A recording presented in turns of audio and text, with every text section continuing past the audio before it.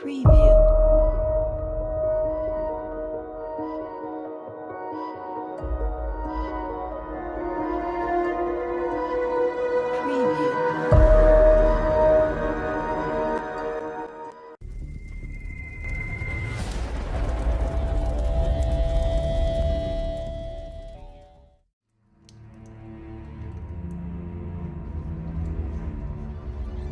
I was actually standing at the kitchen sink peeling potatoes. I saw this, it was like a big orange glow, or a glowing light in the sky. It was way in the distance, away towards the west. And it was strange. I didn't pay it too much attention to start off with, but after a couple of minutes I realised that this seemed to be hovering. It obviously wasn't a helicopter or aeroplane or anything like that. But it was strange. It just seemed to come from nowhere and came up in an arch, but it was very precise in the way it moved, arching up there, and came up to about 90 degrees. When it got up to that point, as it started to move away again, another one appeared, just took the very same flight path, and then a third one appeared. There's no way any helicopter or aeroplane could have possibly moved like that. Something I've just never seen before. Don't suppose I'll ever see it again either. Barbara Gerard's story of strange things in the night sky will ring true to the many thousands of people who claim to have witnessed alien visits to this planet. But her story of lights in the sky may also be linked to another unusual encounter nearby. 6 hours before Barbara's sighting, forestry worker Bob Taylor was working in nearby woods. This morning I was doing my usual work at Dechmont Hill. I walked down through the wood. Eventually we come to a clearing. I just couldn't believe what was in front of me when I turned the corner into this clearing. Bob described the craft standing in the clearing as a huge dome with what looked like windows and a large flange around the outside.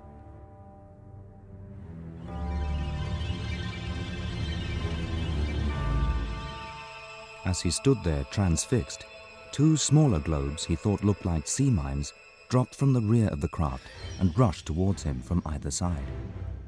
They wrestled him to the ground and began to drag him towards the larger craft.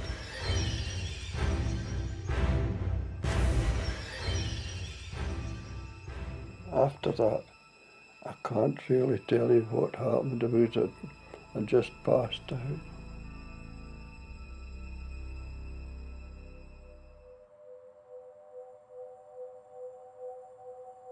The attack on Bob Taylor left him unconscious for several minutes. His face grazed and his clothes torn, he gradually drifted back into consciousness.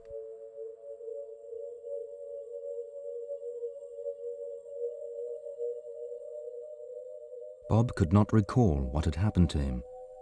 Exhausted and disorientated, he staggered home and managed to alert the police. With no other witnesses and no explanation for his condition, PC Bill Douglas of Lothian and Borders Police was treating Bob's experience as a case of assault. I went to see Bob on the Sunday at his home, and I could see he was still a bit shaken by his experience. But I asked him, "What can you tell me about this stupidity?" And I got a straightforward reply. He says, "I might think it was stupid, but something certainly happened up there." And I believed him, because all I was looking for was a reaction. That I believe what he told me was quite true. During the interview, I was quite taken with him. He wasn't trying to enhance the situation. He walked down to this clearing, stood there on that point, and in front of him was this craft over there in the trees. You could see it. The bottom was a spherical, with a rim like a saucer around it, and the top was dome-like, but it was translucent, so he couldn't really get a good look at it. And while he was standing there, these 2 machines, or robots if you wish, came from the rear of the machine and circled around him. They had like hooves on some of the legs and hooks on the others. and they grabbed either side of his trousers and gripped him by the thighs and pulled him forward to such an extent that it pulled him off his balance, and he landed down on the ground, and they started dragging him towards the craft over there.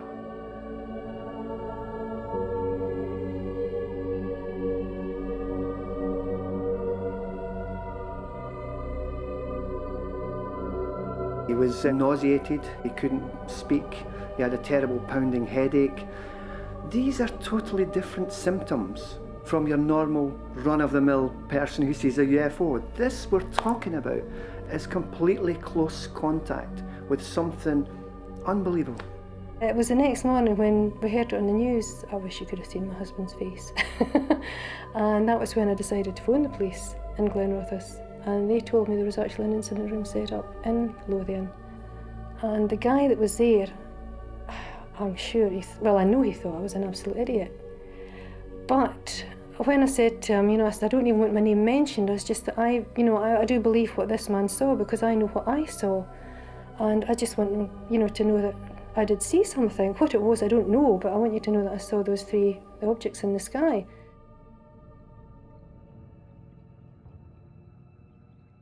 Barbara's story was unusual, but police were astonished by Bob's experience.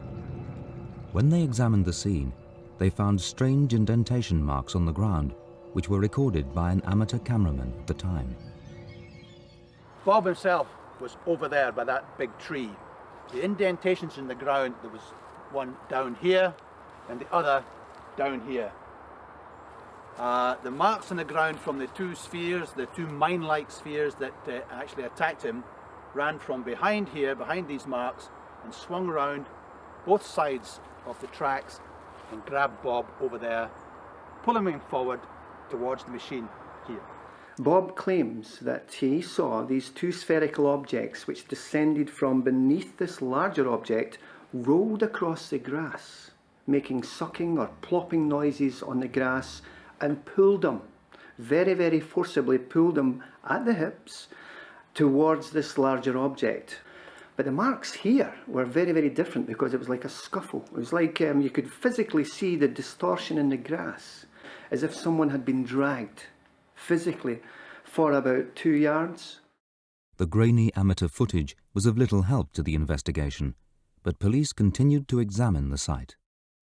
I searched this area looking for something that might have picked this machine up, but there was nothing else out there, nowhere for it to go. There were no reversing away and there was no tracks driving away. The only way this machine that was sitting here, must have been of something like a couple of tons, could leave here was to go up through there. Well, after I'd finished interviewing Bob, we had some tangible evidence here regarding his clothing, which had been damaged in this assault. So I obtained the clothing from him, and we sent that off to the forensics department in Edinburgh for examination.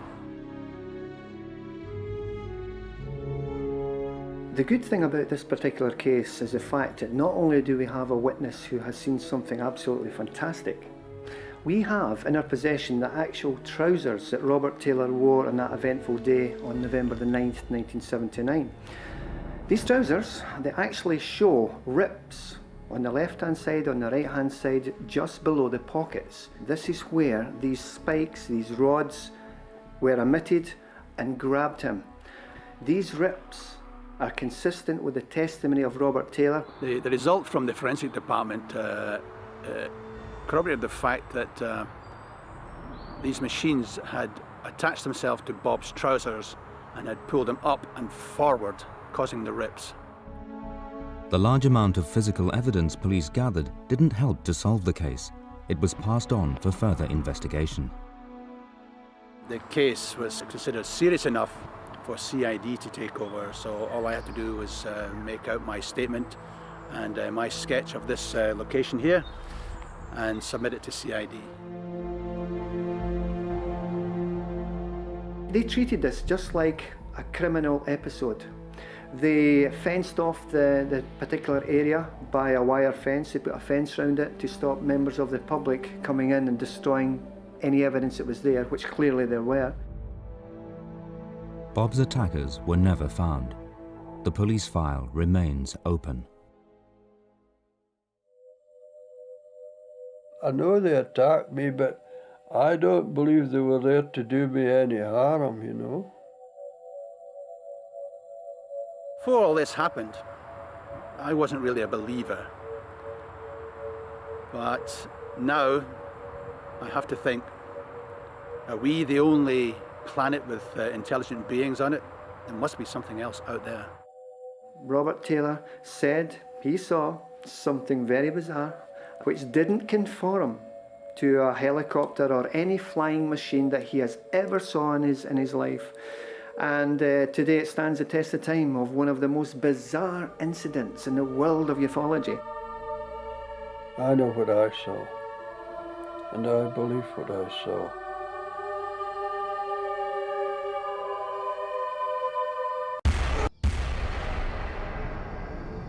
Many people embrace a deep desire to prove their belief that we are not alone in the universe.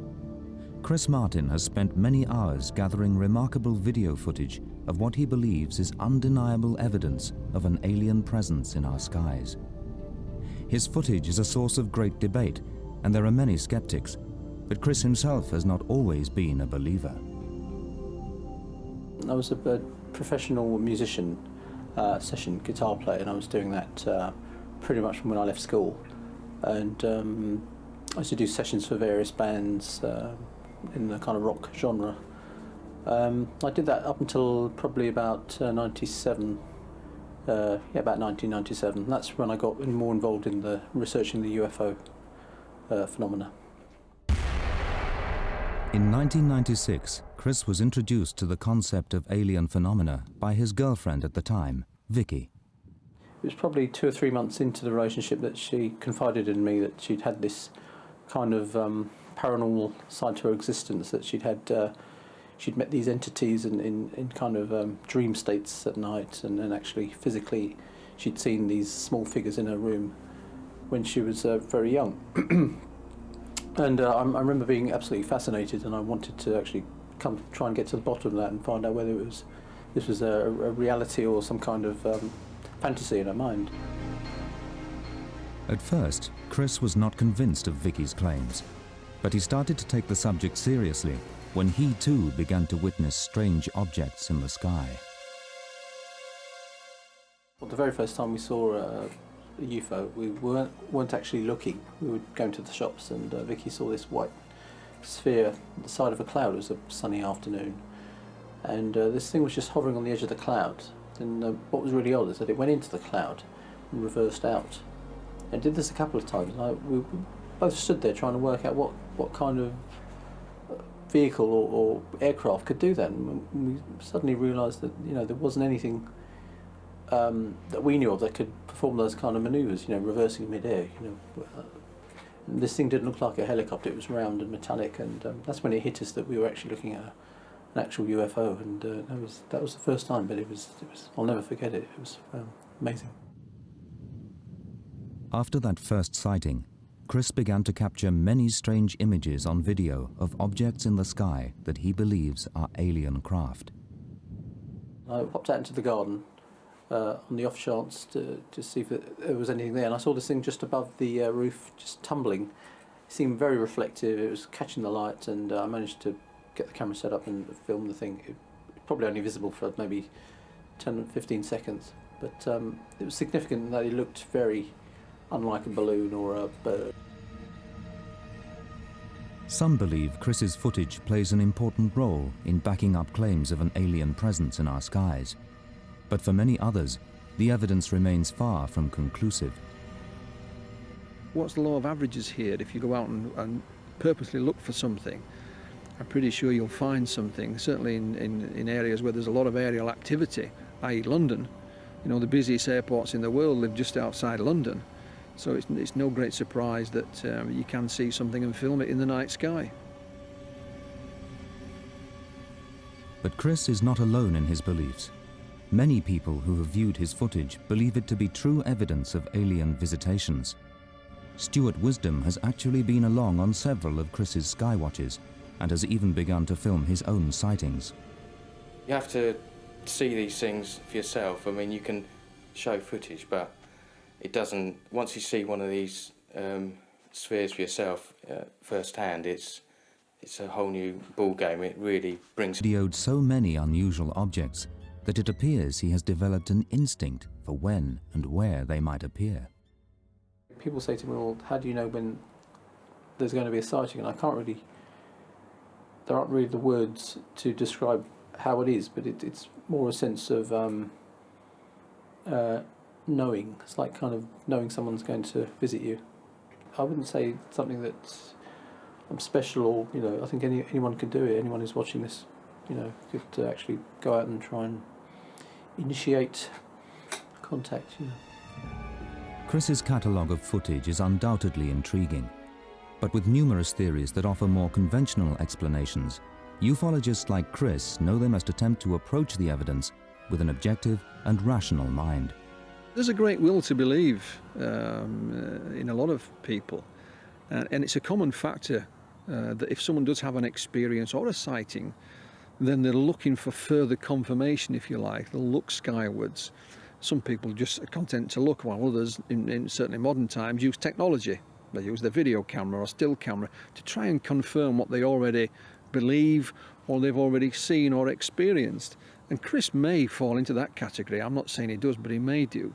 And he's certainly got a sharp eye for this type of thing. So points his camera skywards when he thinks he sees something unconventional and films it. What I tend to do is film whatever I see and then look at it later and then decide if it's something anomalous or not. Most people are not very good at judging distances or size, because if you're dealing with something that's very high up or looks high up, it could actually be something that's very small but very low. But I'd like to think now, you know, I'm a fairly good judge of what I see. In the past, myself and others would take those less experienced out into the moors to look at the night sky, to show them how to identify conventional objects like the stars and the planets and aircraft and even hot air balloons at night, and which are rare, but we didn't know where there would be some. So that if they get a report of this nature, they know how to cross it off the list, so to speak. When you film a balloon, especially what I've got, where a helium balloon is highly reflective when it's high up in the sky, but with a helium balloon, it's going to be wobbling around, and it's going to be doing sort of erratic movements.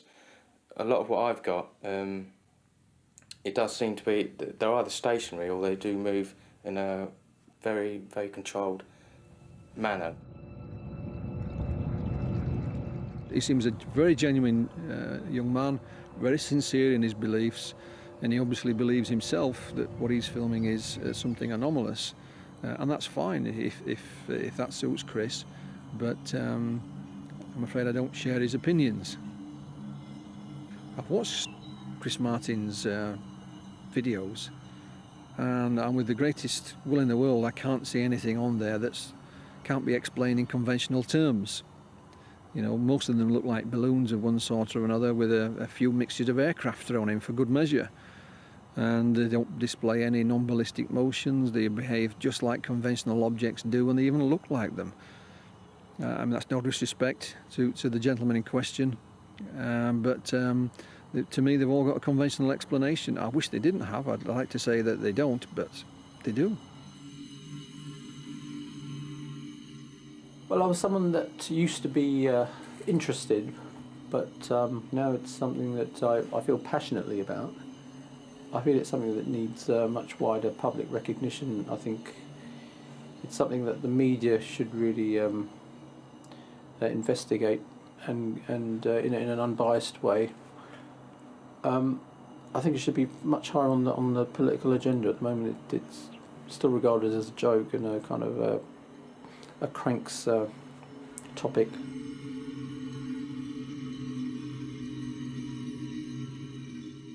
I'm left with no doubt now that you know, there is something out there, and it's an old cliche, but I believe that we are being visited, and you know, I have no doubts anymore.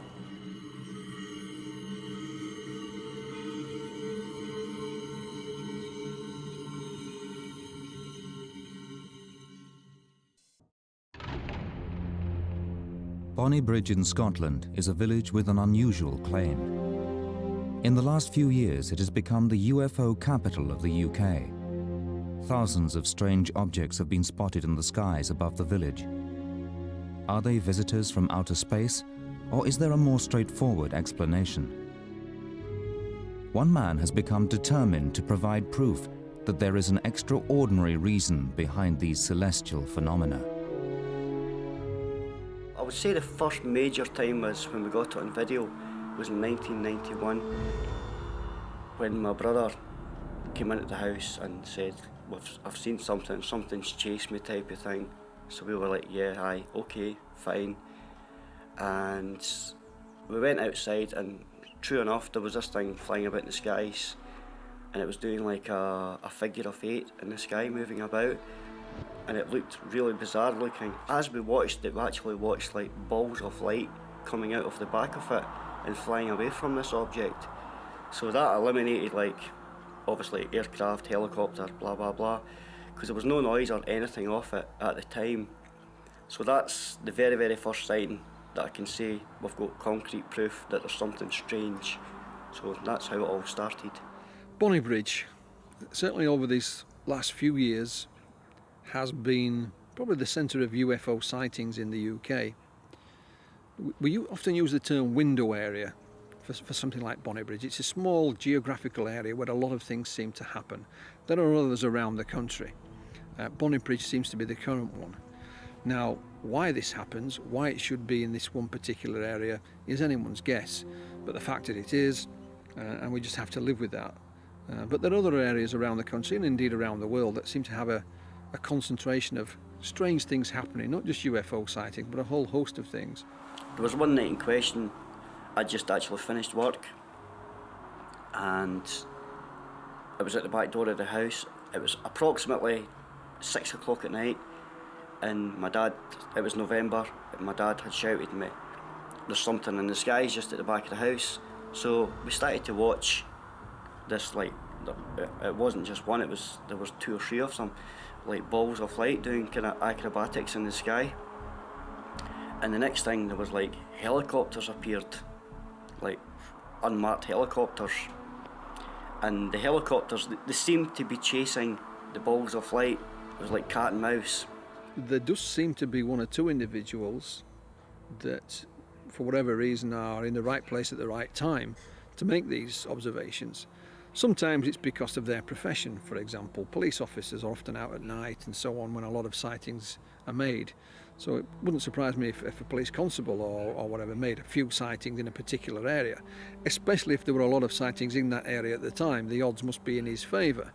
But it's not uncommon for some individuals to be around at the right time, whether they're tuning into something or it's just pure luck is another argument, of course. From the first one, it just snowballed. We've seen dozens and dozens within a matter of 6 months or so. We've seen loads and loads of balls of light, we've seen triangles, we've seen cigar-shaped objects. You've seen lights bouncing about in the sky, like absolutely no way it's aircraft. Do some people actually see more UFOs? Or are they just more willing to believe in extraordinary explanations for everyday events? Friend of the family John Wilson was skeptical, until one night a few years ago. We were leaving the house to go home. Craig spotted it, and it was over at the back there. So we all come out the house, and we all walked over to the gates, and there it was. It was bright, like a bright ball. And I mean, nothing moves as fast as that and comes back and goes up and down as fast as that, do you know? So, and then after seeing it on the video, do you know, it does look like it is obviously something that needs to be investigated, you know? With all the commotion, Jim was saying, oh look, and Craig's camcording it, and my daughter's gripping my arm because I think she was a bit frightened, you know? But after a while, after we watched it all, and it just shot off from nowhere, you know, gone. It wasn't just there and then it vanished. It was there for a good quarter of an hour, 20 minutes, I'd say. We're all mesmerised by it because I'd never seen anything like that before. My daughter hadn't. Obviously, Jim and Craig has, you know, and it's all on the camcorder. You know, I mean, they even hear me swearing like mad because I've never seen anything like that. There's nothing that would pinpoint Bonnybridge to be you know, an attraction for UFOs or any kind of other phenomena, and the same goes for other window areas. Like I said, there's many of them around the world, but there doesn't seem to be any particular reason why, or reason that we currently understand, why they should have a concentration in just one small area. So why Bonnybridge? There are several airports in the area. Could this explain the sightings? When you go out sky watching, it's a process of an elimination type of thing. I mean, aircraft, you know aircraft, you can hear them, you know the lights on them, you know the colour of lights on them. Helicopters, again, you can hear them, they've got lights on them, you know the colours. As well as strange lights, oddly shaped objects have also appeared.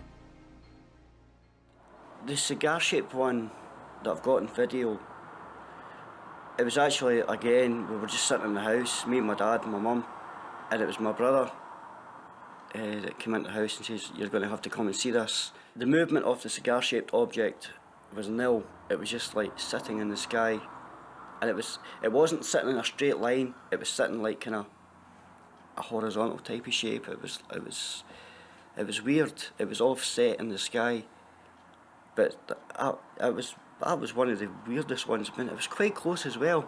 But again, it's hard to judge how close and how big it is because it's in the sky. You've not got anything to kind of like any backing to judge size or scale on it. Most sightings, if not all sightings, of lights in the sky, irrespective of whether they're backed up by video or film footage, have a conventional explanation. Vast majority of them, without question, are aircraft. The next category are known astronomical observations, stars, planets, and so on. And I've no reason to believe that just because, you know, he's made a lot of sightings or filmed a lot of these things, that should be any different. During his nighttime vigils, Craig has captured hundreds of these objects on video. He has also experienced another strange phenomenon: sudden, unexplained equipment failure. You're trying to capture something on video that no one else is seeing, and you're intrigued to try and you push yourself to the limits to try and get this, but it's very difficult because it can be frustrating because you're standing there all geared up with your camera and everything ready to roll, and you start taking your pictures or your camcorder, and then the battery just goes bump, and that's it. There's absolutely no power in it, and it's happened several occasions, even with brand new batteries.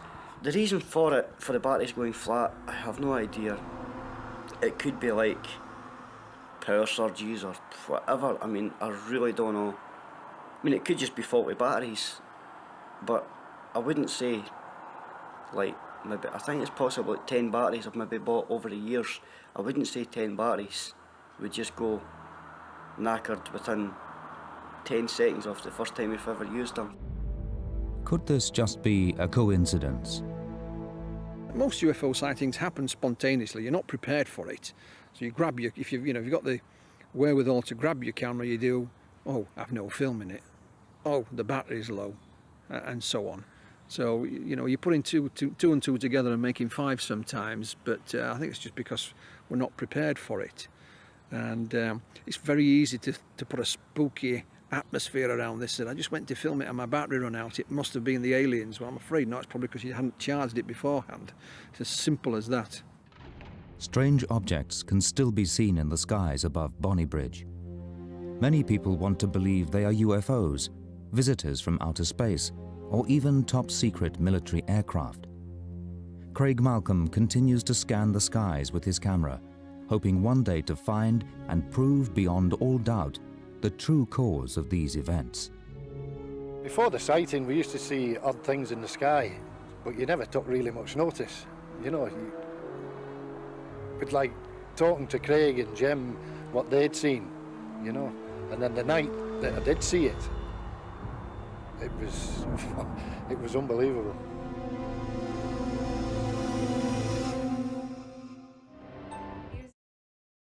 As if you'd gone through into a different time zone and popped back out again. they have had what's called a time dilation effect, or a missing time effect. There's a period of time that they can't account for. Time slip, a bizarre phenomenon, the apparent distortion of time. Is time travel possible, or is it all in the mind? Cultibragan training camp at Cymru in Scotland, and in the summer of 1993, home to Army cadet trainer Sue Underhill. It was the 8th of August, and the day was absolutely frantic. Everything that could possibly go wrong went wrong, and it was 2:30 on the 8th before we managed to get a book out at the guard room and get out of camp. I drove out of camp. I knew the roads fairly well. I'd actually recce'd the campsite, so I maybe just exceeded the speed limit a little bit because they're not the best of roads, but I was familiar with them. I'd been out to the cadets on the campsite anyway, so I flew down to Killing, the village where you turn off to go down the tiny road down the other side of Loch Tay. We were already getting very late. Sue and her colleague David Hardy were heading to the Aberfoyle Visitors Centre 40 miles away. They had to be there by 3:45. David took over the driving while Sue nodded off in the passenger seat. The next thing I remember, which seemed an instant later, but you know what it's like when you've been short of sleep for days. David said, "Sue, where's Oban?" I said, "Oh, it's a fishing town on the west coast. Why?" "Oh, we're 5 miles away from it." And sure enough, he'd stopped and reversed up, and there was a sign. Oban, 5 miles. There's no way we're going to get back in time. Just turn around and head back, you know. It's straight back, you know, we must be on the right road. If we go back the way we've come, we're going to get back to where we started from. So he turned round and we nattered away. And we didn't idle, but we weren't sort of belting along because we knew there was absolutely no hope of getting back. And we came across Locker and Head, and I said, "Oh, straight by. We'd better go to the visitor centre and, you know, just leave a message. He's going to wonder what on earth happened." And I looked at my watch as we approached the visitor centre turning, and it was only 3:15. We'd left our camp at 2:30. If you know, later when we looked at the map, it's sort of a round trip of about 153 miles. How had they managed to cover 150 miles in just 3/4 of an hour? Albert Budden, a researcher into the effects of electromagnetic fields, may have an answer. They feel that a short period of time has elapsed and an enormous amount of activity has occurred. This is desynchronization. In actual fact, a normal amount of time has occurred, but their perception of it is distorted. But why should they even perceive time to be distorted? I find it very interesting that these two people spent all of their life living on military bases, because the military produced powerful communication systems and radar, which is pulse microwaves, and they would have been exposed to higher levels of electromagnetic pollution than the average person, which would sensitize them to electromagnetic fields in the environment. So this is a key factor in their sensitization. Only 2 days earlier, Sue and David had come across other evidence of a strong magnetic field. We saw a lot of lights ahead of us. And as we got near it, they were eyes. And we pulled up, and there must have been, I don't know, I mean, I'd say probably 40 or 50, I might be exaggerating, but there seemed that density of cats, all different sort of sizes. Some seemed quite large, and they were sitting around totally ignoring us, but they were right across the road, they were in a circle, just before the turning to the junction. And I mean, we couldn't go, they were there sort of 2 or 3 minutes, and then they also got up and strolled off their different ways. It seemed absolutely weird to me, but apparently I've heard since that there was probably a magnetic field there, and they love it, and they'd all be attracted to it, again, sit there and do whatever cats do. Yes, Susan Underhill and David Hardy produced a report on some unusual experiences that they had when they went driving through parts of Scotland. Looking at the areas that they covered, I can see that most of the area is on the Highland Boundary Fault. I talked about geological faults and the energies that these can produce at the surface. They were actually in a highly faulted area that is riven by dip and strike faults, producing piezoelectric, piezo-magnetic fields at the surface. Driving through these produce all kinds of anomalous effects. Could these geological faults produce fields that disrupt perception of time? Sue and David thought little more of it until one evening at the same camp 2 years later. At 9:30, went and checked on the guard, booked out and drove out of camp. And we headed off for Callendar, where there's a Chinese restaurant. And we spent a good hour over a meal, I would think. I knew we'd left camp at 9:30 because of booking out. And we hadn't hurried to Callendar. But I know as we left the restaurant, it was 12:15.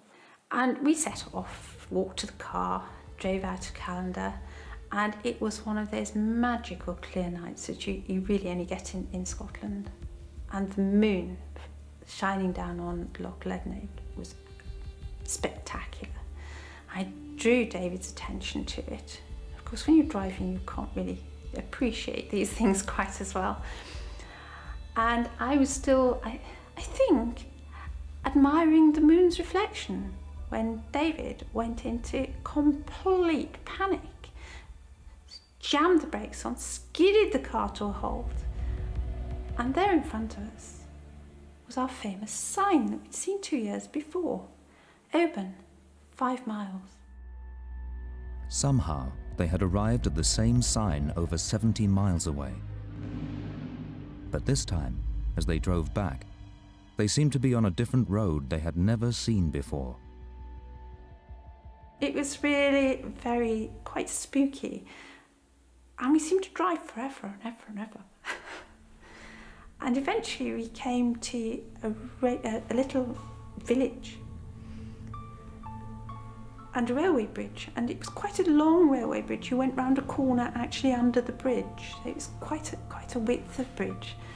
I'd never seen it before. The only railway bridge over that road had been demolished in 1965. As they came out from under the bridge, Sue recognized where they were. And as we came out to the other side, I realised we were actually at Loch Earnhead. And David had gone past it. We had to reverse up because the turning wasn't like it should have been. It wasn't a big turning with your white lines in the middle of the road for sort of right turn and keep left signs and things. It was only a little turning with no white lines at all. And it was an old-fashioned sign. We thought it was probably a different road. I said, look, let's go somewhere we know. Let's turn down it. So we turned down and drove along, and we were beside the loch. The Loch Earn was on our right-hand side, so it had to be the right road. But there was sort of white painted fence down the road beside us, between us and the loch. The road hadn't looked like that for at least 30 years. There was still no sign of cars anywhere, no cars parked outside the houses or anything. It was quite really weird. And it wasn't until we got back to Comrie and to the fish farm, just as you turn into Comrie, that the streetlights were there and everything was, lo and behold, everything was just normal. Areas that they drove through seem strange and unreal. This is another effect that is also very well documented in the neurological literature called jamais vu, which is the opposite of déjà vu. Déjà vu is where something happens to you and you feel that it's quite familiar. Jamais vu is the reverse, where you feel that things are strange. Were Sue and David somehow seeing images of the past? Driving 70 miles back from Oban, they expected to get to camp in the early hours of the morning. But when they arrived, they found the gates still unlocked.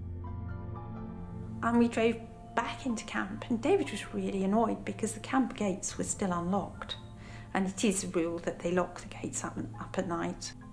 David wound let the window down, and to book back in, the guard came up. You have to book in as well as out of camp.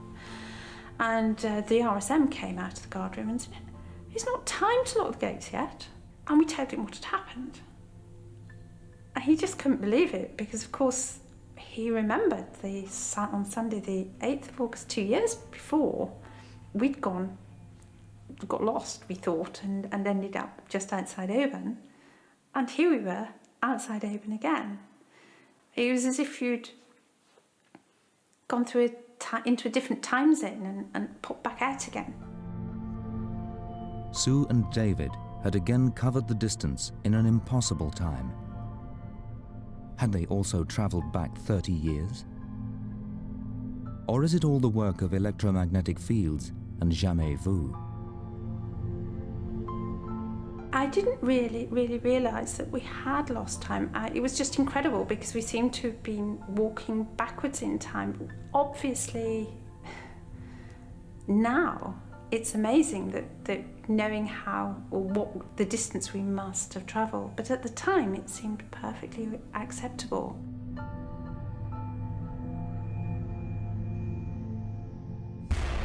According to some of the witnesses, there was a close encounter of the third kind. It sounds like a B science fiction movie. It just does, but there they were, and they weren't from here.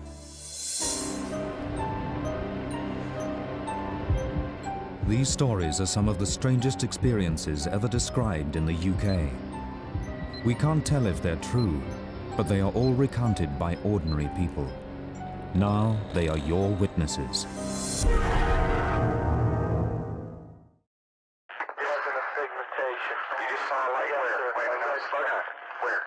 Right on this position here, straight ahead, in between there it is again. This unique audio recording is of conversations between US Air Force soldiers and their superiors as they investigate a series of strange lights in the UK's most outstanding and controversial UFO encounter, the Rendlesham incident. Yeah, it's a strange, small red light.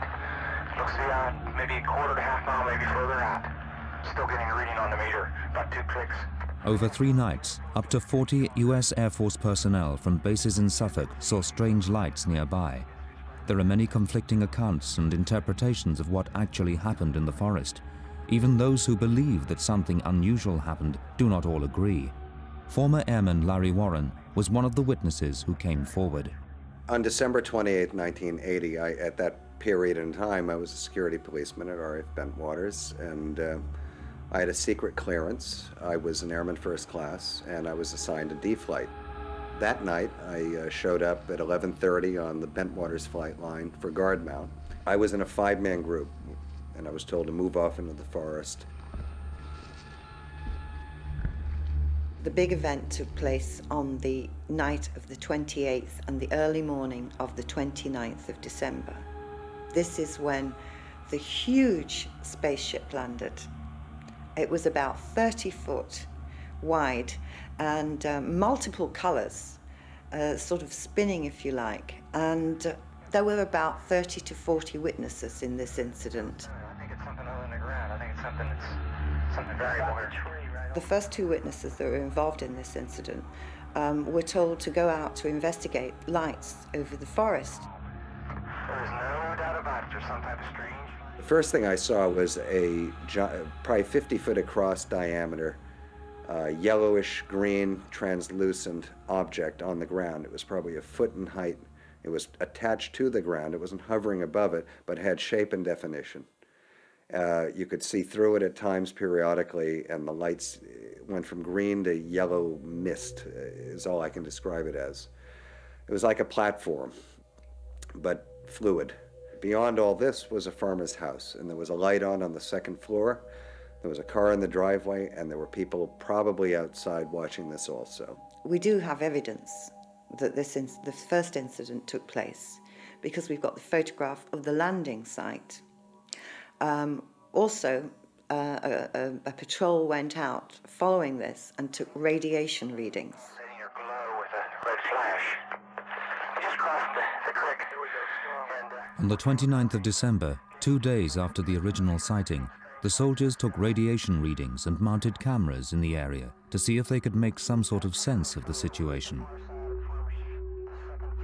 To my right, there was a motion picture camera on a tripod, and someone else had, at that time, a video camera filming everything I'm about to describe. That night, Larry Warren claims he witnessed alien life forms. The place of the explosion of light was this triangular structured object that had like a rainbow effect on it. It had boxes and pipes or things on its surface. It looked very heavy. It looked very old. I had this feeling it was this old thing. I don't know why. Time seemed to be at half speed. I wasn't looking at this as a rational, normal person. I don't know how it affected others. There was no heat. There was no sound that I can recall. In fact, everything was almost like in a vacuum. Weird. It appears to be maybe moving a little bit this way. Some people ran off, retreated quite quick. The cameras were filming this the whole while. Some people just stayed in place. We were probably shocked, you know. The man in charge of the patrol was Lieutenant Colonel Charles Holt. Larry Warren remembers the encounter his team had in the forest, as recorded on the U.S. Air Force tape. Holt's tape actually describes the beginning of this event, as seen from about 200 yards away through the trees, where the red light comes in and then there's an object or something explodes, and that's what they were seeing in Capel Green through the forest. Okay, we're looking at the thing. We're probably about 200 to 300 yards away. It looks like an eye winking at you. It's still moving from side to side. And when you put the star scope on it, it sort of has a hollow center, a dark center. It's like a pupil of an eye looking at you and winking. One on the right heading away too. Yeah, we're both heading north. Hey, here he comes from the south. He's coming toward us now. Now we're observing what appears to be a beam coming down to the ground. This is unreal. This light came around this blind side of the object. I never saw the back of it. It couldn't move from the area it was in. And inside the light were these, the light diminished in brightness. It was a foot off the ground, and there were what you'd only describe as children at that time. I wasn't the only one that did it. Some other people said I thought these were children. And they had 4.5 feet tall, above the ground, very bright, translucent at points. You couldn't see the lower extremities, but you could clearly see the face, and it wasn't human. But it seemed like it was either a projection, or it was separate from us, or it was protected from us. It was, but it was alive. There was no doubt in my mind the way these things moved. The upper extremities, there was a noise behind us at one point, and the arms on one of these three beings raised, almost like this, in a defensive posture. It had some kind of equipment around its belt, all three of them. And I mean, it sounds like a B science fiction movie. I mean, it just does, but there they were. They weren't from here at all. According to some of the witnesses, there was a close encounter of the third kind. There was actually beings. These were translucent. They were almost human-looking, but translucent. The witnesses were absolutely in a terrible state. I mean, these are military men. We see strange strobe-like flashes to the rather sporadic, but there's definitely something, some kind of phenomenon. 305. He approached these things. There's been misstatements over the years that there was communication with sign language and all this, like close in the movies. It wasn't. It was definitely a visual standoff. A very uncomfortable one, so it looked, with this phenomenon. 315, now we've got an object about 10 degrees directly south, 10 degrees off the horizon. Some of the other people looked totally buried, like everything they knew collapsed. It was done. We're observing what appears to be a beam coming down to the ground. We were called off by our shift supervisor back to the staging area, parking area. And it seemed the lower ranking guys were called off first, so I gladly left. I looked over my shoulder, my left shoulder, as I was going over the rise, and this face-off was still going on this field called Capel Green. And I'll never forget it. And there it was. We got back to the vehicles and left. We're turning around, heading back toward the base. The object to the south is still beaming down lights to the ground. The witnesses were believed. They made statements. The British police were also called out where the UFO had landed, and they found 3 indentations in the ground, which were photographed. And remarkably, in 1983, they were sent a copy of a memorandum that was written by Lieutenant Colonel Charles Holt, the very person who went out there with the patrol and investigated this case. For many years, the truth behind Britain's equivalent to Roswell remained surrounded in secrecy, closely guarded by both the British and US governments. Then, in 1983, after years of campaigning, the US government was forced to release official documents on the incident under the Freedom of Information Act.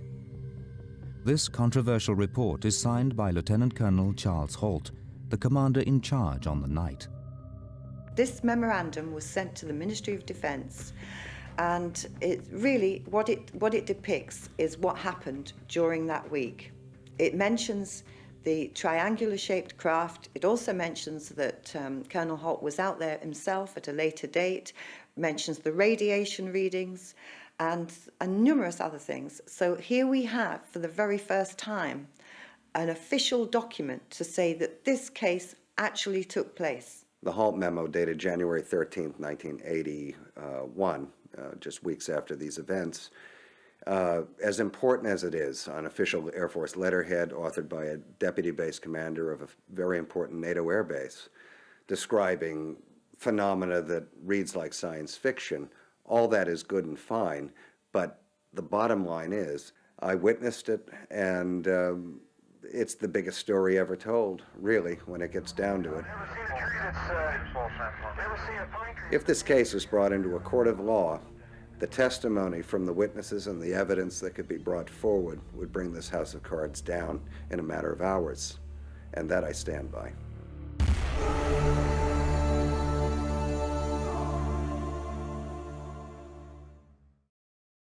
Over 3 nights in December 1980, a series of strange lights was seen at a US Air Force base near Rendlesham Forest in Suffolk. The lights were investigated by military police, but they could find no explanation for the extraordinary sights. In an official memo written by Lieutenant Colonel Charles Holt, he described his men as reporting seeing strange objects in the woods.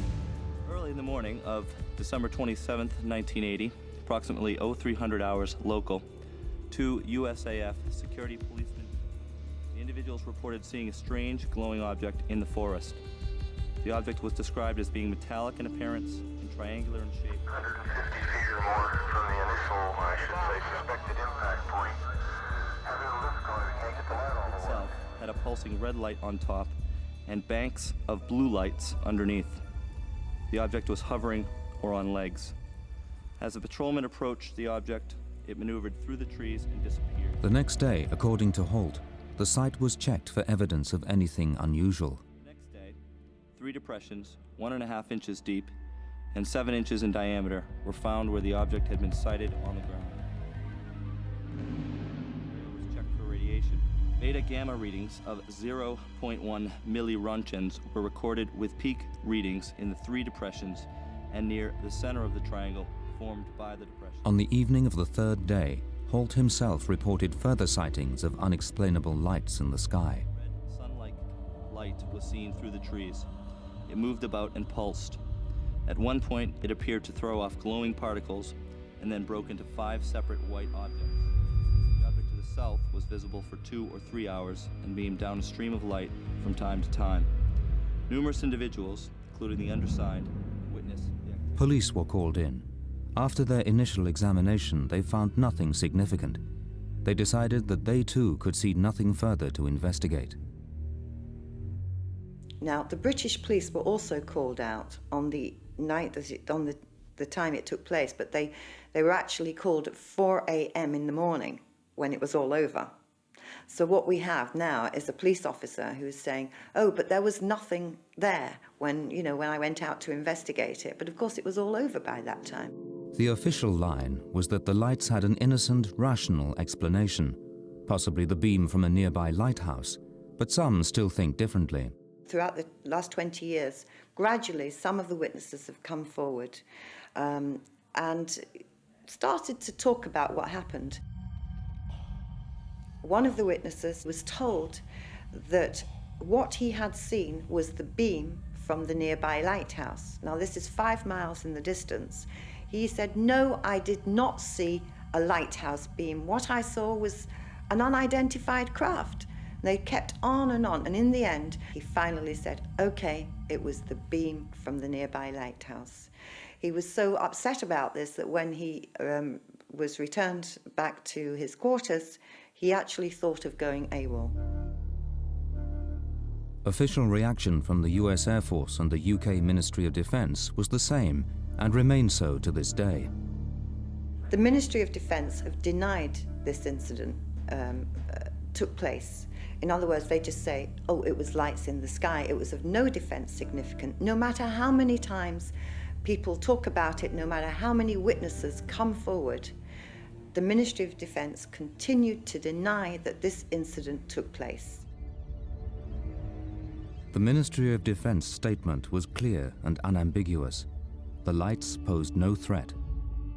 The Ministry of Defence examines any reports of unexplained aerial sightings it receives solely to establish whether what was seen might have some defence significance, namely, whether there is any evidence that the United Kingdom's airspace might have been compromised by hostile or unauthorised air activity.